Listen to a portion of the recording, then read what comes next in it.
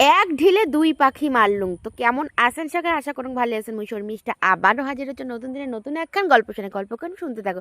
তো কি হয়েছে কোন তো? সবজির ঝুড়ি ভর্তি থাকলেও মোর বিপদ, আর ফাঁকা থাকলেও বিপদ। সবজির ঝুড়ি ফাঁকা, তো আশেপাশে যা আছে তাই জটিয়া মুই আজকে দিয়ে খাওয়াইয়া ঘরে খোয়াই। চারটে তুলে নিয়ে গেছেন ঢেকি শাক আর নেলা নেলা পড়া হয়েছে দেখ আনাজি, আর আছে আলু। এই তিনটে মিলেমিশে হয়ে যাক রান্না। ঢেকি শাকের কোড়াগুলো আলাদা করে বেছে নিয়েছিলাম, আর শাকগুলো কিন্তু আলাদা। ঢেকি শাকের কোড়া আনাজি চিকন চিকন করে কাটি নিলাম, আর কিন্তু আলুগুলো এখন চিকন চিকন করিয়ে চির করে কাটি নিয়েছি। যেহেতু মাছের মাথা আছে আর ডিম আছে, অত চিনতে কিসের, এগুলো দিয়েই মাছের মাথা নুন হলুদ দিয়ে মাখিয়ে কিন্তু ভাজি নিম। তারপরে এই যে ডিমটাও কিন্তু মাখিয়ে নিবে দিচ্ছ, আর এখানে দিবে চালের গুঁড়া, পেঁয়াজ মরুচ নুন হলুদ দিয়ে সুন্দর করে মাখিয়ে নিবে দিচ্ছ। এই পাশে কিন্তু মোর মাছের মাথাটা ভাজা হয়ে গেছে। তো নামিয়ে নেওয়ার পর দেখো ডিমটা আমি কেমন করে ভাজে নাং। এই যে অল্প অল্প করে না দিয়ে একবারে কিন্তু ডিমটা আমি দিয়ে দিলাম। এবার এখানে মেলে টেলে ডিম দিয়ে সুন্দর করে এপিট টুপিট মানে ভাজি নিয়ে এখানে কাটি টাটি নিবে দিচ্ছ, যাতে সুন্দর করে মানে ভিতরটাও ভাজা হয়ে যায়। তো ভাজা হয়ে গেছে, এবার নামিয়ে নিলাম। যে মাঝে মাছের ডিম দিয়ে তরকারি রান্দি খাইতে কিন্তু দারুণ লাগে।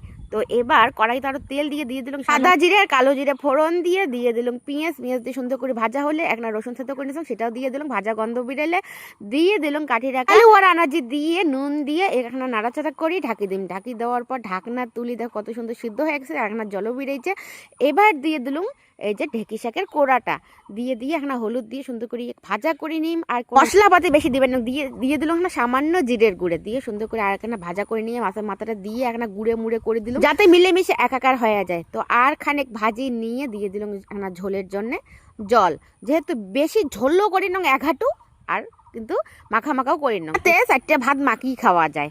তো এবার টকবক করে ফুটিয়ে উঠলে দিয়ে দিলাম কয়েকটা মাছের বড়া, আর কিন্তু কয়টা রাখলাম ভাজা খাওয়ার জন্য।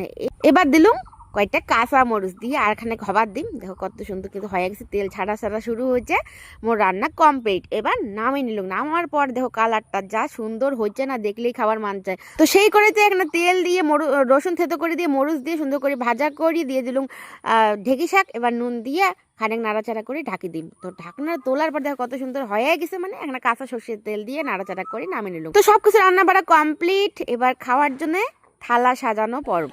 গরম গরম ভাত, আলু আনাজি ঢেকি শাকের কোড়া মাছের মাথা আর মাছের ডিম দিয়ে ঝোল, সাথে আছে ঢেকি শাক ভাজা, আর আছে মাছের ডিমের বড়া, সাথে আছে আলু মিষ্টি কুমড়ো ভাজা আর লেবু লঙ্কা। এই তো আজকে দুপুরে সামান্য আয়োজন। তো কেমন হয়েছে আজকে দুপুরে থালা অবশ্যই। তো সকালে খাবার টাবার দিয়ে নিজের জন্য এক থালা ভাত সাজে আর নিয়ে যে তরকারি পাতি দিয়ে মাখিয়ে এক গাছ ভাত মুখর দিয়ে বলে আত্মার সাথে। তো কেমন লাগে পুরো ভিডিও অবশ্যই কমেন্ট করে জানাবেন। ধন্যবাদ।